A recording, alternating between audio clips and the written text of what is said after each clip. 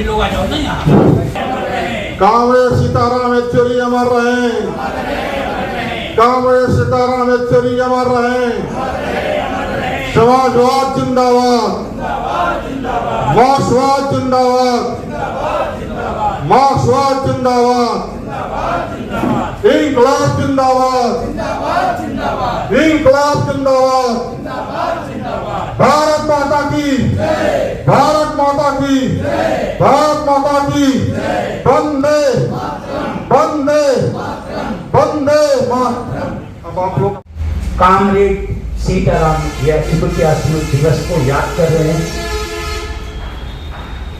सीताराम येचुरी, हरकिशन सिंह सुरजीत जी जो मार्क्सवादी communist party के महासचिव थे, वह समाजवादी पार्टी के शुभचिंतक, और सीताराम येचुरी हरकिशन सुरजीत जी से प्रभावित थे।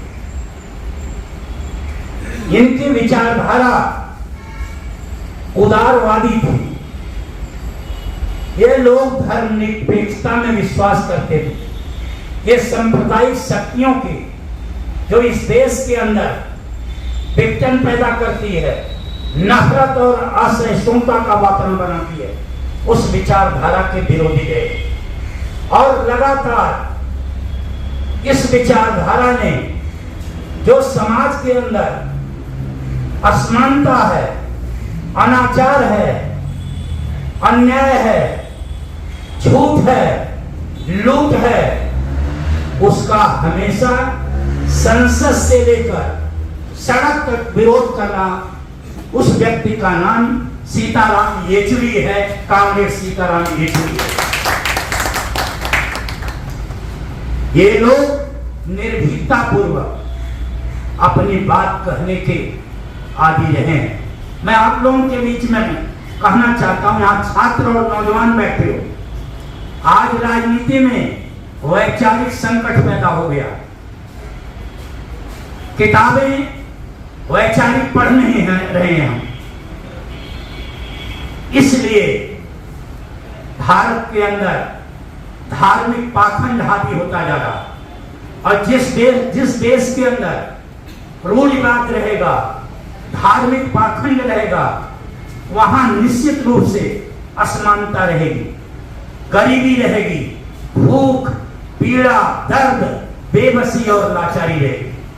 क्योंकि धार्मिक पाखंड से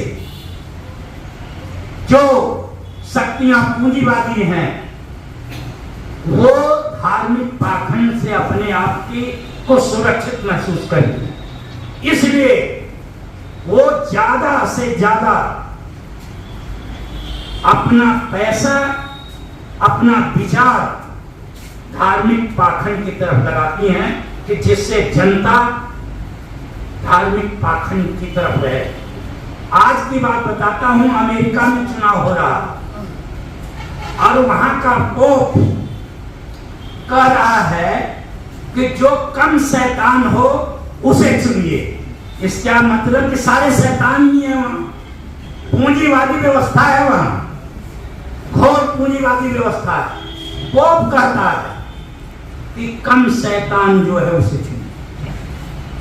तो उसने मान लिया कि पूंजीवादी व्यवस्था, कम शैतान हो चाहे ज्यादा शैतान हो, है कुछ न कुछ कमजोर विचार के लोग। और भारत में भी ऐसा है कि आज 70 करोड़ लोगों पर कुल 3% पैसा है, जो 22 लोगों के बराबर है।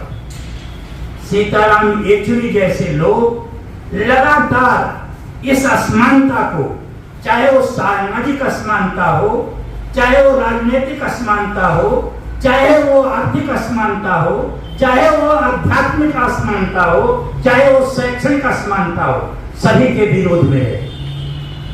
और इमरजेंसी में जब जेल में बंद रहे, उसके बाद भी ये लोग शिक्षा ग्रहण करते रहे, पढ़ाई करते रहे और अनेकों बार छात्र संघ के अध्यक्ष बने। तो यहाँ नौजवान और छात्र बैठे हैं, मेरा निवेदन है आप लोग कड़ी मेहनत, दूरदृष्टि, पक्का इरादा और अनुशासन से पढ़ाई करिए, लेकिन आपकी दृष्टि इस देश के उन्नति के लिए, इस देश को सुदृढ़ बनाने के लिए होनी चाहिए और समाज को सुदृढ़ बनाने के लिए होनी चाहिए। क्योंकि पढ़ लिख करके केवल हम अपना काम करें, नौकरी करें, जीविका चलाएं, ये सब करें, लेकिन उसके बाद भी हम 2 घंटे 1 घंटे निकालकर इस देश, समाज, व्यक्ति के विकास के बारे में सोचें। सीताराम येचुरी जैसे लोगों को तभी स्मृति दिवस पर हम याद करने के अधिकारी हैं कि जब हम उनके विचार पर चलें।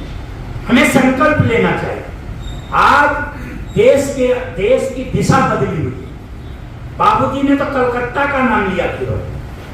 आप देखिए कि सैनिक, 2 सैनिक और उनके मित्र महिला 2 महू में, जहां डॉक्टर अंबेडकर पैदा हुए, जिन्होंने संविधान लिखा, उस महू के अंदर 9-10 लोगों ने उन्हें घेर लिया और घेर कर उनके साथ दरिंदगी की, उन्हें लूट लिया।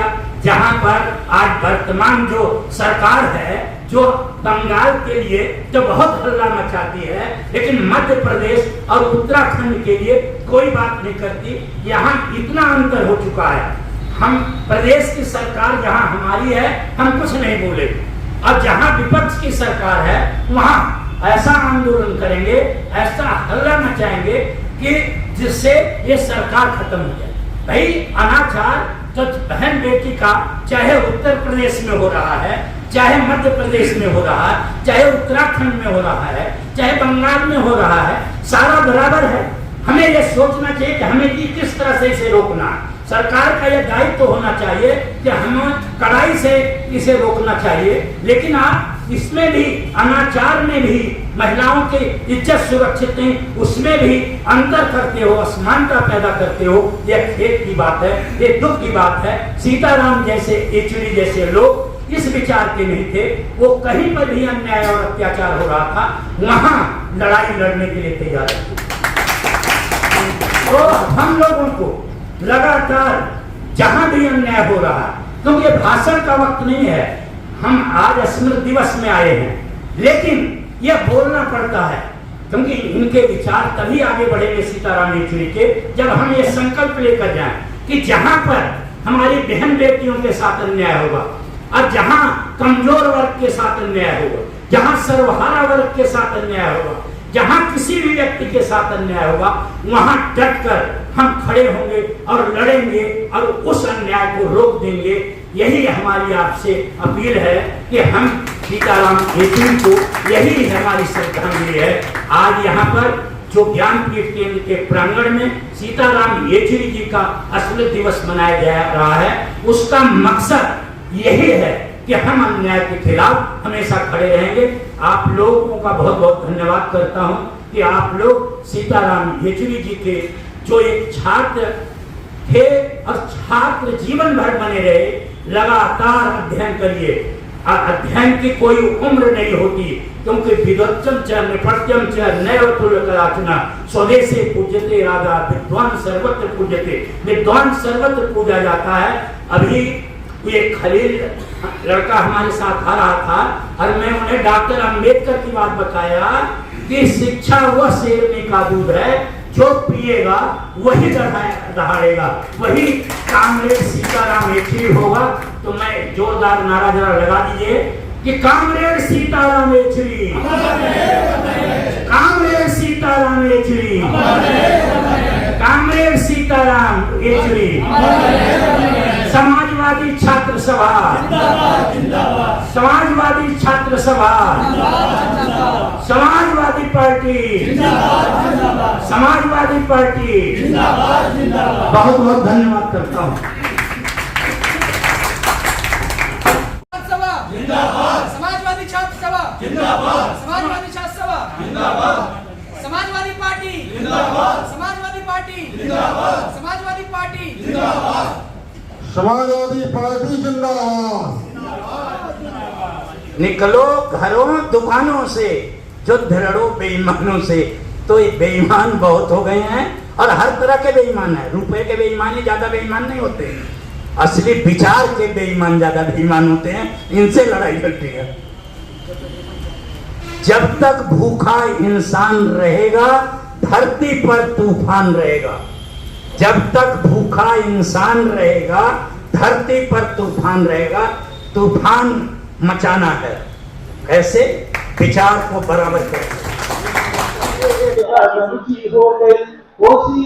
नमस्कार, प्रणाम। मैं खुशबू तिवारी आप सभी के बीच रूबरू हूँ GNA न्यूज चैनल के माध्यम से।